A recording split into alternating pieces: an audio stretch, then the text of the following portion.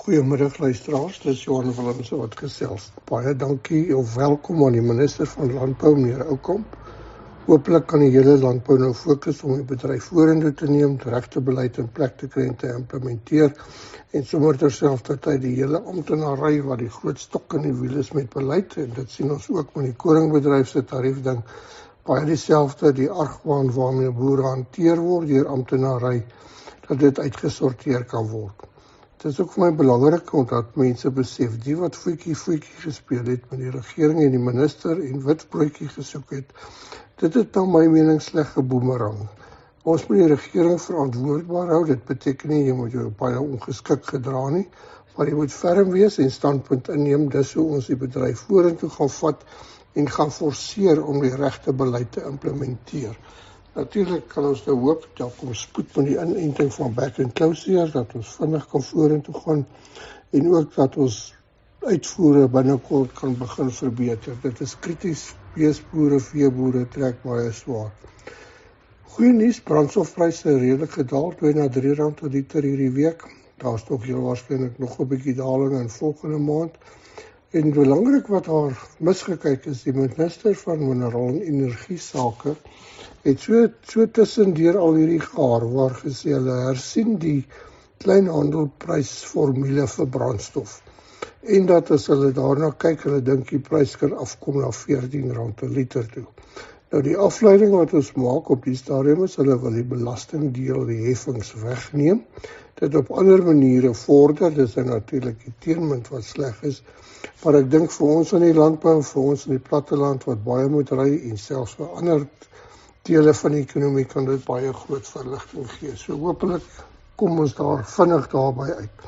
Dit sal verbruikers 'n hupstoot gee, ek sal nou vir julle wys. Verbruikers bestee minder op selfs basiese stapelvoedsels. Die olieprys redelik stabiel hier rondom $70-75 'n vat en die rand hier by 16.50. En dan is daar ook skynbaar aanbiedings wat aan boere gemaak word van diesel uit Durban hawe wat teen 23 rand per liter beskikbaar is. Nou, dis 'n groot verskil tussen die prysdinamika tussen brandstof en kunsmis. Brandstofprys daal relatief vinnig elke maand as die olieprys daal en die rand versaamspeel. Kunsmis groot tekort aan fosfaat, is wat die kundiges my sê. Foskor vervaardig die fosfaat nie omdat daar die swaalsuur beskikbaar is nie en dis te duur vir hom sinvol fosfaat te maak. So dit lyk my, daar gaan die fosfaat beskikbaar wees in die nuwe produksieseisoen nie. Uriumpryse het redelik gedaal die laaste ruk. Ek verstaan, daar is skepe op pad, daar is bestellings op pad, maar onthou weer, dit vat 'n hele wyle voor dit van die hawe aan die skip of deur die hawe, deur die fabriek in jou stoor is. So moenie te lank wag nie, kry maar jou bestelling in die pipeline. Dan MAP is blykbaar ook 'n bietjie problematies vir die res van die jaar, is wisselvallig, relatief duur, daar word nie enige verlagings voorsien nie. So ja, kom ons hoop, dit is wat gebeur, so wees versigtig hiermee. Dan die groot ywer waarmee die staat nou die ongedokumenteerde werkers die laaste week of 2 bydam en die nie ongekende nie, nou weer eens die betogings en alles wat daarmee saamgaan, is baie sleg. Daar is baie van hierdie werkers wat ek weet, oor in die landbou en op ander plekke, baie goeie werklewer, baie harde werklewer en regtig hulle kan bring. Maar oppas, jy kan baie groot boetes op die lyf loop as die regering jou gaan vang. So kry maar, probeer die mense se papierwerk in die plek kry. Dan El Nino, kry nou maar vaste plek, redelik in die media deur die wêreld, Europa, Amerika, Europa op die oomblik die warmste en droogste somers op rekord. Die VSA op die oomblik ook 'n besonderse warm en droë week. En dan is die vraag natuurlik hoe dit by ons gaan uitspeel. Nou, onthou nou net weer, El Nino beteken nie, dit gaan nie reën nie. Dit beteken, dit gaan droër en warmer wees. En dat 'n mens kan ook 'n oes hê as die reënverspreiding goed is, dit het al gebeur. Maar weer eens, dit is 'n aantog, dit is soos 'n kruiptrekker wat aangeloop kom na ons toe. So, dink hoe jy jou meer bestand kan maak, byvoorbeeld as jy veeboer is, plant voergewasse, wat jy kan hê hier in die eerste kwartaal van volgende jaar, is dit nou regtig sleg gaan in daardie winter. Moenie jou swakker lande geld opmors nie, verminder vroegtydig jou vee. Ek weet, dit is moeilik, ons bou nou nog vee op. En dan dink maar oor jou watervoorsiening, veral in die woorddele, dit bly 'n groot dilemma. Dan interessant, die laaste week of wat het ons inligting gekry uit die SAGIS statistieke.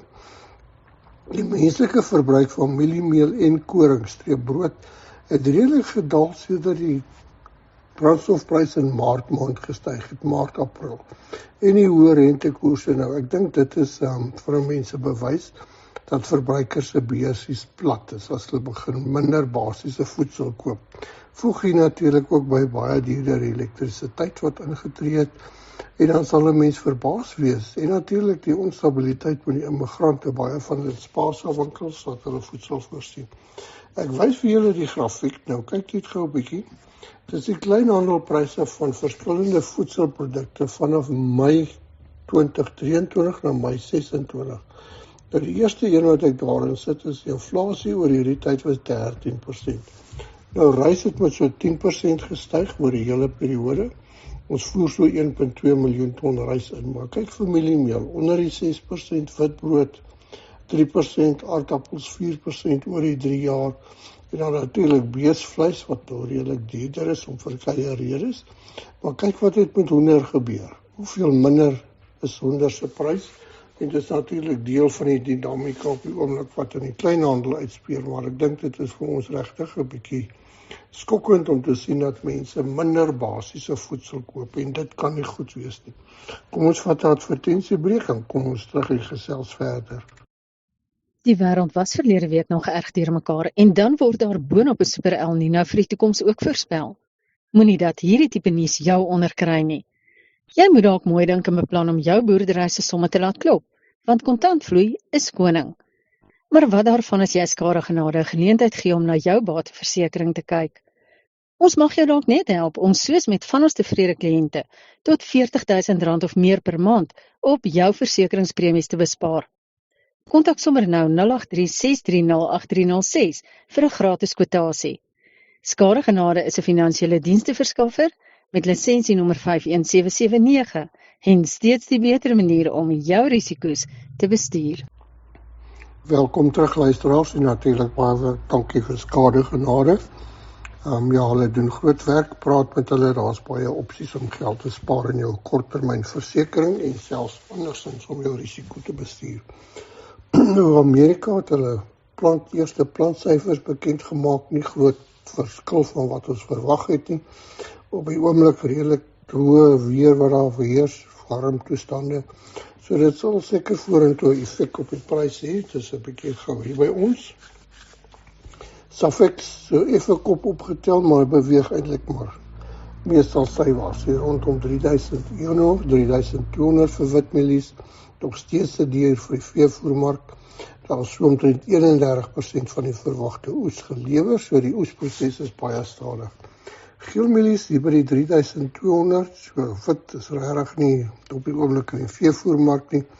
Geel soos 47% gelewer van die oes en uitvoere bly baie traag. Ons is regtig bekommerd daaroor. En die handelaars sê die uitvoerpryse is nie baie kompeterend nie.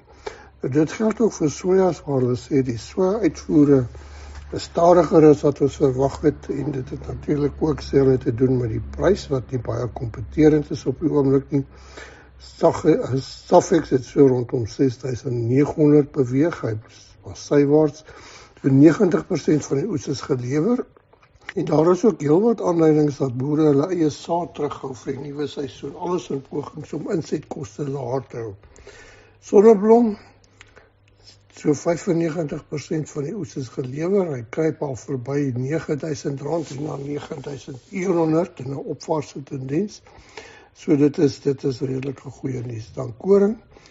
Ja, ons het laas week baie oor die koring en die koringtarief gepraat, dis vol in die nuus. Prys van koring nog steeds steeg maar hier by R5800 'n ton rond, spring daar rond wat regtig baie sleg is. Veral vir koringboere in die Wes-Kaap. Dit bly nogal vir mense klip in die wiel of 'n stok in die wiel, ek weet nie wat wil julle dit noem nie. Dat die ITAC wat die goed hersien het gesê koringboere se wins in die laaste 10 jaar met 27% gestyg. Nou, ons sal baie graag daai syfers wil sien. Ek dink dit is weer 'n bewys van die onbeholpenheid en ek wil amper sê antagonistiese neiging teenoor ons boere. Aardappelpryse, die volumes is 15% af, nogtans bly pryse onder druk, hier R42 10 kg, wat maar net weer bevestig die verbruiker trek swaar. En natuurlik, moenie 'n fout maak nie, die laaste week of twee sal baie betogings en wat hulle buitelanders voorlê by die varsprodukmarkte en die sogenaamde bakkiesmous, as ek reg onthou, is by die 40-50% van die afset op die varsprodukmarkte en baie van hulle is buitelandse burgers wat entrepreneurs is. Daarom mee af te sluit, vleismark, veemarkte, beesvleispryse, maar redelik nie veel verander nie, redelik vleis sywaarts. Nuwe regulasies van back and closure gaan verligting bring, veral in die korter kwarantyneperiode.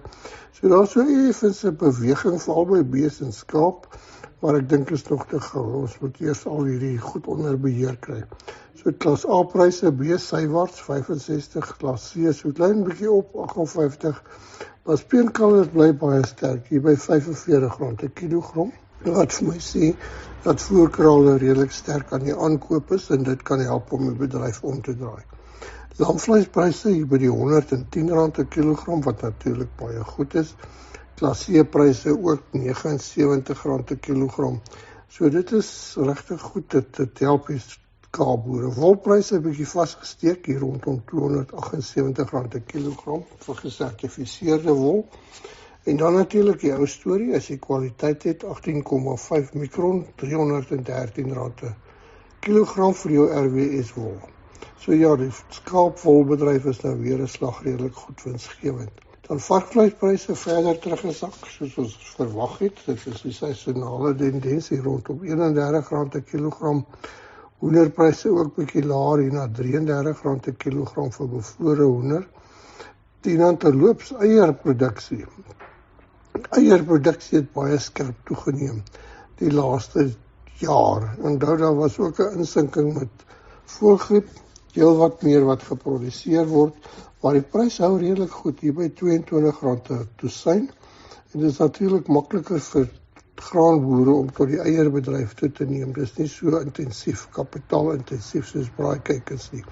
Wat wel interessant is, die produsente sê vir my, ten spyte van die groter volume, heel wat meer eiers op die mark, word dit weggeneem, want dit bly nog die goedkoopste proteïene.